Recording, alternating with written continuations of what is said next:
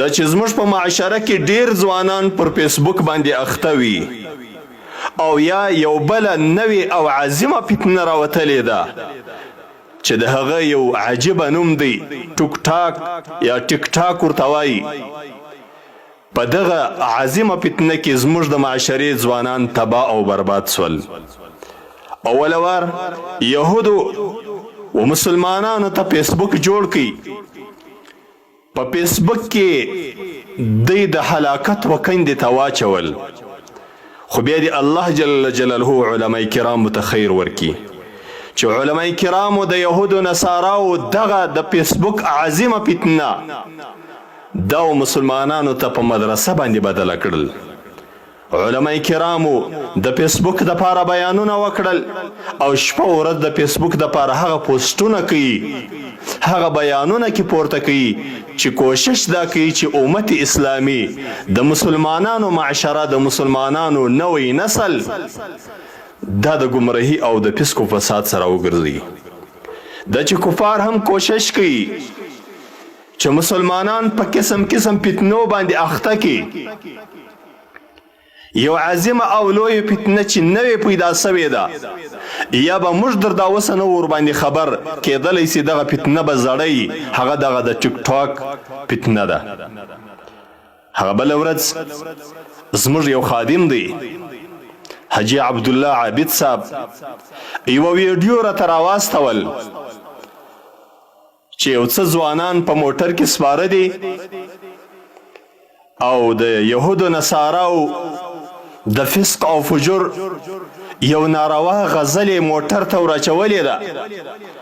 د دغې غزلې د اوریدلو په حالت کې ویډیو جوړوي، دغه د ټیک ټاک د پاره ویډیو جوړوي، لایو ویډیو کوي. په دغه حال کې د دوی موټر چپه کیږي، د اکسیډنټ کوي، ټکر کوي، د یو حادثې ښکاریږي.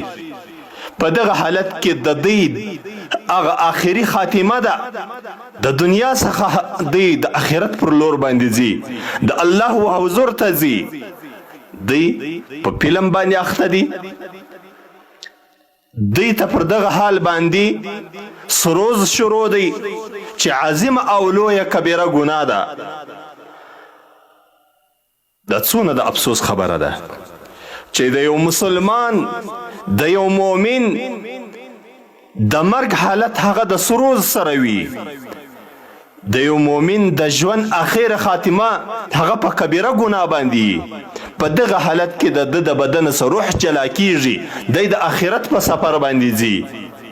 خو د هغه د فسق او فساد، د هغه ناروا او جرم او د خدای د قانون بغاوت هغه ټوله دنیا ویني چې دغه انسان په دغه حالت کې مړ شو، او د ټولې دنیا انسانان پر د باندې شهیدان دي چې دغه پلانکی د پلانکی زوی د په دغه ناروا کې مړ شوی دی. دا څونه د افسوس خبره ده. خو تاسې یو خبره واوري، ای ځوانانو، ای زما ورونو، په الله دې مې قسم مې ستاسې پر حالت باندې مې زړه درد کوي چې تاسې په فیسبوک کې کم شان نشر کوئ، تاسې چې په فیسبوک کې کم خدمت کوئ د کفارو دپاره.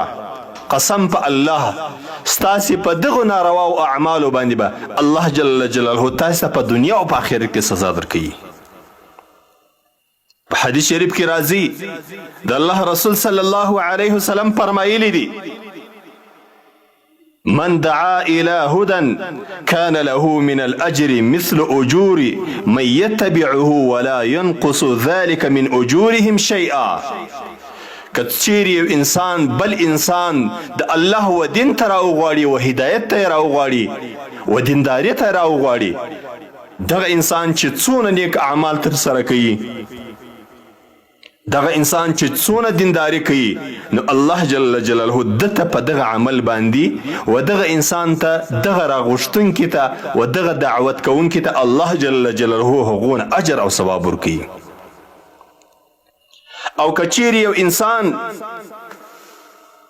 مسلمانان و بيدیني ته راوغواړي، خلک و بيدیني ته راوغواړي، و ګناه ته یې راوغواړي، و خلکو ته د ګناه اسباب برابر کړي، نو الله جل جلاله به دغه انسان ته چې دغه عمل یې ترسره کوي دغه فعل یې وکړي در څو پورې چې دغه خلک په دغه ناروا باندې اخته وي نو الله جل جلاله به هغه اول انسان ته د دغو اعمالو سزا ورکوي. د حدیث شریف توري دي ومن دعا الى ضلاله كان عليه من الاثم مثل اثام من يتبعه لا ينقص ذلك من اثامهم شيئا مثل اثام من يتبعه لا ينقص ذلك من اثامه شيئا. دا د الله د رسول صلی الله علیه وسلم توري دي. دا د الله د رسول صلی الله علیه وسلم پیغام دی. دا د الله پیغام دی چې ای انسانه پر دغه فیسبوک باندې چې هر څونه ناروا نشر کوي که حیا دی ناروا تصویران شیره که ناروا فلمونه شیره که غزل شیره که لایو ویډیو نارواوي جوړه چې هر څه کوي چې هر انسان ستا په دغه ناروا باندې اخته سي د هغو ګناه هم ستا په عمل نامه کې لیکل کیږي. هغه چې هر څونه ګناهګار سول تا یو ناروا فلم پر فیسبوک باندې شیر کی تا په دغه ټیک ټاک کې یا پر واتس اپ باندې یا پر ویچټ باندې یو ناروا غزله شیر کړه یو غزله ده یو سروز دی تا شیر کی تا واستوي و خلکو ته در څو پورې چې خلک د دغه ناروا باندې اخته وي که زر انسانان دي که 2000 دي که 15000 دي د دا ټولو انسانانو ګناه په تا پسې جلا لیکل کیږي. د هغو علیده ګناه ده د دوی عملنامه باندې ډکیږي ستا علیده ګناه ده. دا چې ته د دنیا څخه ولاړ سې ستا دغه ناروا شیان چې تا پر فیسبوک باندې شیر کړي دي تا پر ټیک ټاک باندې شیر کړي دي تا پر ویچټ او واتس اپ باندې شیر کړي دي د دغو نارواو تصویرانو ویډیو غانو او د دغو نارواو شانو سزا او عذاب الله جل جلاله تا ته په قبر کې درکړي. درنو معززو دوستانو مومن مسلمان باید چې داسې کار نه وکړي. ناروا دي کوله خپله دي وکړل صرف او صرف اتا چې کړې ده د هغه سزا به الله درکوي. ناروا خپله هم کوې ناروا تصویران خپله هم ګورې نورو مسلمانانو ته هم شیروې د مسلمانانو ماحول او د مسلمانانو معاشره ورخرابوې. الله جل جلاله بیا تا ته د هر انسان د ګمراه کېدلو جلا سزا تا ته درکوي.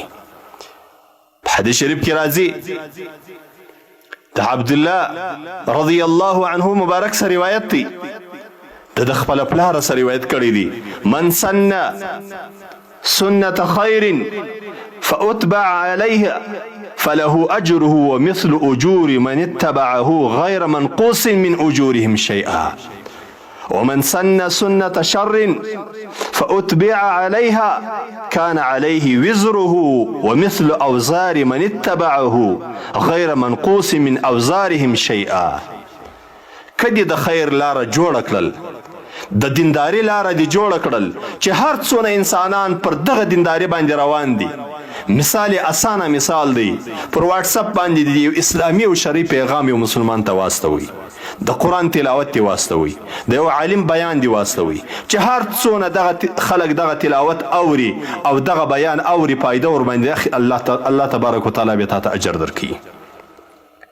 او کچېری تر ولاړ سوی یو ناروا شی دی واستوي یو فلم دی واستوي مسخري دی واستولې نارواوي دی واستولې چې هر څونه انسانان پر دغه ناروا په کتلو باندې اخته دي په اوریدلو باندې اخته دي په شیرولو باندې اخته دي د دا ټولو انسانانو علیده ګناه ده خو د دوی د ګناهو ټوله جمع کېدل ستا په کاته کې کیږي. د حدیث شریف روایت ترمذي کړی دی د حدیث شریف لمبر دی 2615 د صفحې لمبر دی 1009.